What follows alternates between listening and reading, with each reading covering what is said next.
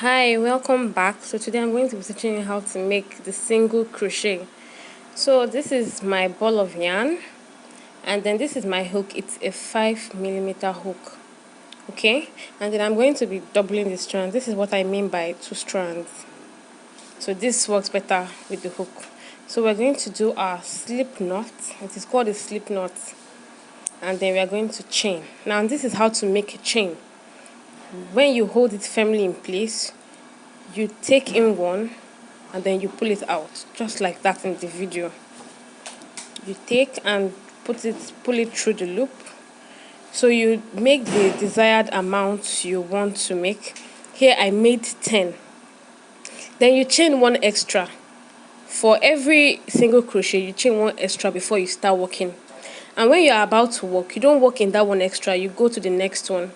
So you insert your hook into the next loop, you yarn over, pull it through one, then yarn over again. You have 2 now, so all you need to do is yarn over again and pull it through the 2. That is single crochet. It's very easy. So you move to the next one. Sorry, that's my younger brother. You move to the next one, you insert your hook, yarn over, pull it through that loop. Then you have 2, then you yarn over again and pull it out of the 2. Do you understand? It is very, very easy. So I'm going to be showing you what to do when you get to the end. Please always count to make sure you do 10, because I started with a chain of 10. The rest of my work should be 10. So now this is where I've gotten to. So now I'm going to show you how you keep on building it up. All you need to do is to chain 1. You just make a chain of 1 and then you turn it. You turn it the way I turn it. Watch the hand movement. I will do it again. After chaining 1, you turn it. And then when you turn it, you continue doing what you are doing.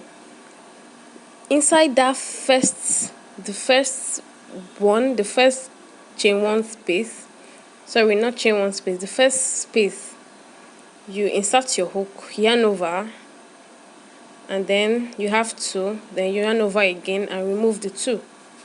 So you keep on doing it. Please be very mindful of your counting. If you start with a chain of 10, you must end with a chain of with 10 single crochet. You cannot start with 10 and then end with 12. That means your counting is wrong. And if your counting is wrong, your work is going to have a very untidy look. Not just untidy, you would not get what you are looking for. So I really hope this helps. I want to see your work when you're done.